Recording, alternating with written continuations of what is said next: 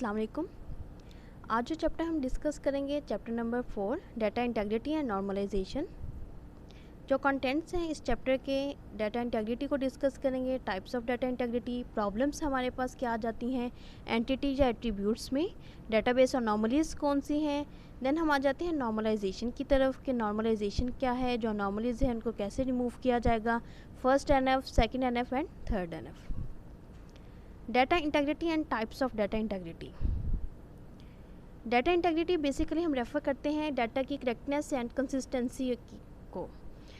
It is another form of database protection और security. Security involves protecting the data from unauthorised operations. इसको हम ये भी कह सकते हैं कि डाटा इंटीग्रिटी एक तरह से हमारी प्रोटेक्शन है डाटा की, या सिक्योरिटी है। किस चीज़ से सिक्योरिटी है? ये डाटा को सिक्योर करती है अनऑथराइज्ड जो हमारे ऑपरेशंस होते हैं उनसे। डाटा इंटीग्रिटी रिलेट करता है क्वालिटी ऑफ डाटा से। It is maintain with the help of data integrity constraints.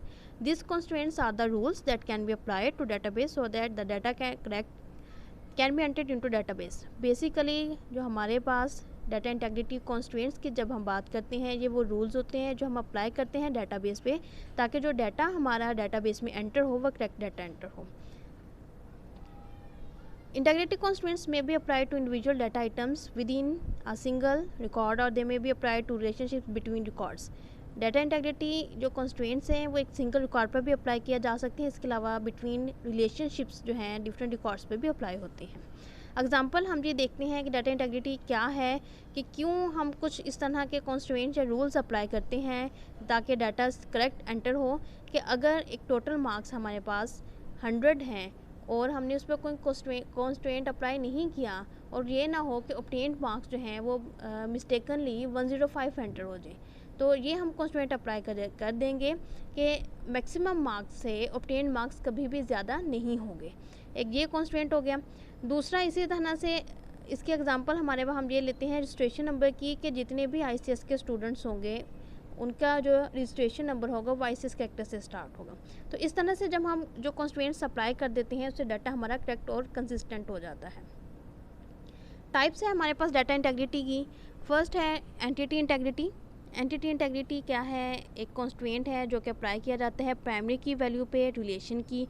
ये बताता है कि प्राइमरी की वैल्यू जो है वो नल नहीं होगी, उसका डाटा डुप्लीकेट नहीं होगा, रिपीट नहीं हम करेंगे उसको। तो ये जो प्राइमरी की के कॉन्स्ट्रेंट्स हैं इसको अप्लाई किया जाता है। सबसे पहले तो ये होगा कि एक रिलेशन है अगर कोई भी, तो उसमें कम से कम एक एट्रीब्यूट ऐसा होगा जिसको हमने एज अ प्राइमरी की कंसीडर करना है। किसी एक एट्रीब्यूट को हम प्राइमरी की बनाएंगे। जब हम बना देते हैं तो उसके ऊपर फिर वो प्राइमरी की के तमाम कॉन्स्ट्रेंट्स अप्लाई होते हैं कि जो प्राइमरी की है उसकी वैल्यू नल नहीं होगी। ये नहीं होगा कि प्राइमरी की कोई वैल्यू ना हो। ऐसा भी नहीं होगा कि जो ए को असाइन होगी वही अगेन किसी और पर्सन को असाइन हो। अगर रोल नंबर को एज अ प्राइमरी की लिया जाए तो रोल नंबर, ऐसा कोई स्टूडेंट क्लास में नहीं होता जिसको रोल नंबर असाइन ना हो, और ना ही ऐसा होगा कि 2 स्टूडेंट्स को सेम रोल नंबर असाइन हो। तो ये जो इस तरह के कॉन्स्ट्रेंट्स हैं ये एंटिटी इंटीग्रिटी में आ जाते हैं, जो कि प्राइमरी की के अकॉर्डिंग होंगे, अप्लाई किए जाते हैं। सेकंड हमारे पास है रेफरेंशियल इंटीग्रिटी। रेफरेंशियल इंटीग्रिटी एक ऐसा कॉन्स्ट्रेंट है जो कि अप्लाई किया जाता है फॉरेन की वैल्यू पे रिलेशन की। ये बताता है कि फॉरेन की जब एग्जिस्ट करती है किसी भी रिलेशन में तो उसकी जो वैल्यूज़ हैं फॉरेन की और जो प्राइमरी की वो मैच करनी चाहिए। बेसिकली फॉरेन की क्या है? एक जो पेरेंट टेबल है, जो जब वहाँ पर जो हमारी प्राइमरी की है उसको जब हम किसी दूसरे टेबल में उसी एट्रीब्यूट को यूज़ करते हैं और की बनाते हैं तो वहाँ पर वो एज अ फॉरेन की होगा, वहाँ पर वो प्राइमरी की नहीं होता। तो प्राइमरी की और फॉरेन की दोनों की जो वैल्यूज़ हैं वो मैच होनी चाहिए। तो ये है हमारे पास है रेफरेंशियल इंटीग्रिटी। इसके एग्जांपल हम देखते हैं। Referential integrity is implemented by primary की एंड फॉरेन की इन रिलेशन। एग्जाम्पल हमारे पास ये है कि एक स्टूडेंट का टेबल है, दूसरा रिजल्ट टेबल है। स्टूडेंट टेबल में 3 एट्रीब्यूट्स हैं, roll number, name and phone, जबकि रिजल्ट टेबल में भी 3 एट्रीब्यूट्स हैं, roll number, subject and marks. अब यहाँ पर जो हम इसकी इंटीग्रिटी अप्लाई होगी वो ये है कि रिकॉर्ड जो है इन student table can not be deleted if the related record exist in result table. कि अगर एक रिकॉर्ड रिजल्ट टेबल में मौजूद है तो ऐसा नहीं होगा कि हम उसको स्टूडेंट टेबल से डिलीट कर दें। सेकेंड, इसी तरह से अगर ये कहा जाए कि जी एक स्टूडेंट है रोल नंबर 5 और उसका रिकॉर्ड उसके सब्जेक्ट और जी मार्क्स ऐड कर दें तो उसके हम तब तक मार्क्स नहीं ऐड कर सकते जब तक वो स्टूडेंट एज रजिस्टर नहीं होगा स्टूडेंट टेबल में। स्टूडेंट टेबल में रोल नंबर 5 नहीं है हमारे पास, ठीक है, वैल्यू रोल नंबर 5 मौजूद नहीं है, तो इसका डाटा मैं रिजल्ट टेबल में एंटर नहीं कर सकती, ऐड नहीं कर सकते, हम इंसर्ट नहीं कर सकेंगे। तो ये भी हमारे पास क्या है कि डिफरेंशियल इंटीग्रिटी कॉन्स्टिट्यूएंट की एग्जांपल थे। नेक्स्ट जो है हमारे पास वो प्रॉब्लम्स हम देखते हैं कि कौन सी हैं एंटिटी और एट्रीब्यूट्स में। सबसे फर्स्ट जो हमारे पास प्रॉब्लम आती है वो इसको हम कहते हैं कि जो सिनोनिम प्रॉब्लम क्रिएट होती है। सिनोनिम प्रॉब्लम क्या है? सिनोनिम प्रॉब्लम एक ऐसी प्रॉब्लम को कहा जाता है कि जहाँ पर हमारे पास डिफरेंट नेम्स होंगे लेकिन दोनों का मीनिंग जो है हमारे पास वो सेम होगा, कि डिफरेंट नेम्स जो हैं उसको यूज़ किया जाता है फॉर द सेम इंफॉर्मेशन और एट्रीब्यूट के लिए। एग्जांपल आप ये देखें कि यहाँ पे दो टेबल्स हैं, एक आइटम और दूसरा सप्लायर है, दो रिलेशंस हैं। आइटम रिलेशन में जो हमारे पास एट्रीब्यूट्स हैं वो है स्टॉक नंबर, आइटम कलर और सप्लायर कोड। सप्लायर में भी हमारे पास अब जो दो एट्रीब्यूट्स हैं वो है supplier ID and supplier name. अब यहाँ पर आप देख सकते हैं कि सप्लायर वाले में ये जो सप्लायर आईडी है यहाँ पर प्राइमरी की है, जबकि दूसरे टेबल में यही सप्लायर कोड नेम चेंज कर दिया, लेकिन पर्पस इसका यही है, मीनिंग यही है कि आइटम वाले में कि कौन सा सप्लायर आईडी है जो इन आइटम्स को जाकर सप्लाई करेगा। तो यहाँ पर सप्लायर कोड की बजाय सप्लायर आईडी होना चाहिए था, दोनों जगहों पर सेम नेम यूज़ होना चाहिए था, डिफरेंट नेम यूज़ ना हो, क्योंकि जब डिफरेंट नेम यूज़ होंगे मीनिंग दोनों का सेम था, हम नेम डिफरेंट यूज़ कर रहे हैं तो हमारे जो रिलेशनशिप है वो क्रिएट नहीं होगा। सेकंड जो प्रॉब्लम हमारे पास है वो है होमोनियम प्रॉब्लम। होमोनियम प्रॉब्लम क्या है? होमोनियम हम कहते हैं कि जब नेम सेम है लेकिन दोनों का पर्पस डिफरेंट है, दोनों मीनिंग डिफरेंट रखती हैं लेकिन उनका नेम सेम यूज़ किया जा रहा है। Homonym problem is created when the same name is used for two different attributes. Company name attribute is used in both relations, it may create confusion. अब यहाँ पर क्या है, कस्टमर और सप्लायर दो रिलेशंस हैं, कस्टमर में customer ID and company name है, सप्लायर में भी supplier ID and company name है, दोनों में सेम नेम एट्रीब्यूट के नेम यूज़ किए जा रहे हैं, जबकि जो कस्टमर वाले में कंपनी नेम है वो कस्टमर की कंपनी है कि वो किस कंपनी से लेना चाह रहा है अपना जो भी उसने चीज़ परचेज़ करनी है, जो भी प्रोडक्ट को, जबकि सप्लायर वाले में सप्लायर की आईडी और सप्लायर किस कंपनी का है और वो किस कंपनी से बिलोंग करता है उसका कंपनी नेम है। तो यहाँ पर दोनों की जो कंपनी नेम है ना ये डिफरेंट मीनिंग रखते हैं, इन दोनों का आपस में कोई रिलेशन नहीं क्रिएट हो रहा। तो यहाँ पे अगर इनका सेम नेम यूज़ कर दिया जाता है तो ये हमारे पास होमोनियम प्रॉब्लम अगर हो रही है कि मीनिंग दोनों के डिफरेंट हैं, वो एक डिफरेंट टेबल है, वो कंपनी नेम और है, ये कंपनी नेम और किसी पर्पज़ के लिए यूज़ किया जा रहा है, जिसको ये सप्लायर की है वो कस्टमर की है, जबकि देखने में ऐसे लग रहा है कि दोनों शायद सेम ही कंपनी एट्रीब्यूट है जो कि दूसरे दोनों टेबल्स में यूज़ किया जा रहा है। तो ये हमारे पास है होमोनियम प्रॉब्लम जो क्रिएट होती है, ये कन्फ्यूजन क्रिएट कर देती है। इट आल्सो में create many problems for maintaining data in database.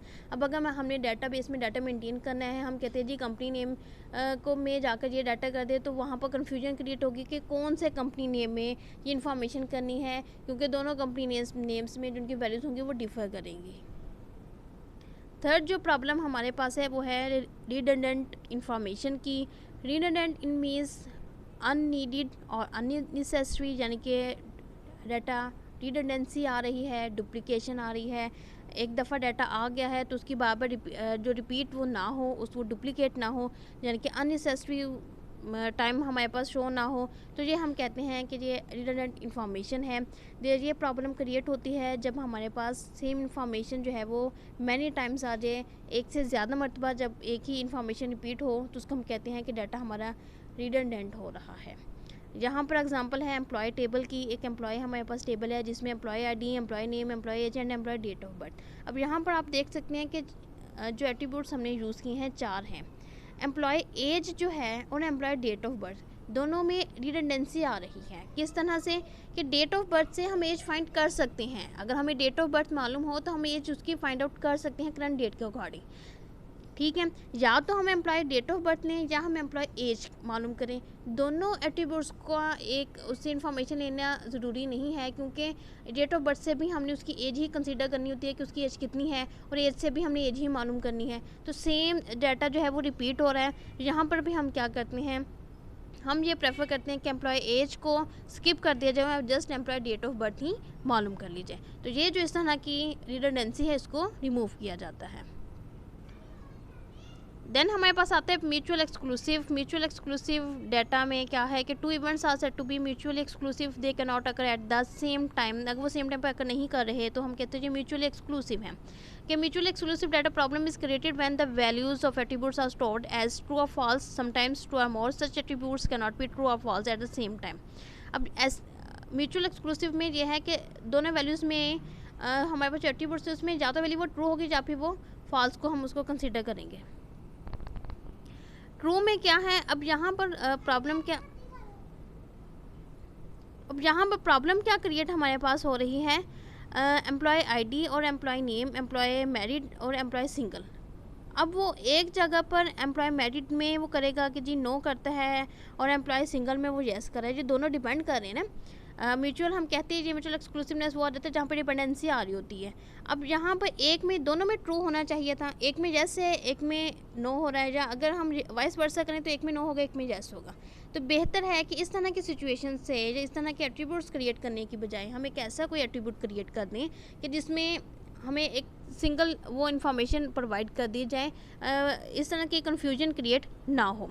The data type of attribute employee married and employee single are Boolean data type, yes no form. If both these attributes are set to true for a specific record, then it may create confusion.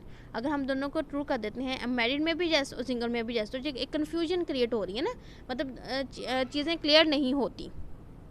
It is because a person cannot be married and single at the same time. This type of error can be solved by combining both these attributes into one attribute. तो इस तरह की जब problem अगर हो तो हम क्या करते हैं, हम कहते हैं कि इन दोनों एट्रीब्यूट्स को मिलाकर कोई एक ऐसा एट्रीब्यूट बना दिया जाए जिससे ये प्रॉब्लम सॉल्व हो जाए। तो यहाँ पर जो प्रॉब्लम सॉल्व करने के लिए हम एक इस तरह का एट्रीब्यूट भी क्रिएट कर सकते हैं। हम ये पूछ सकते हैं उसका मैरिटल स्टेटस क्या है।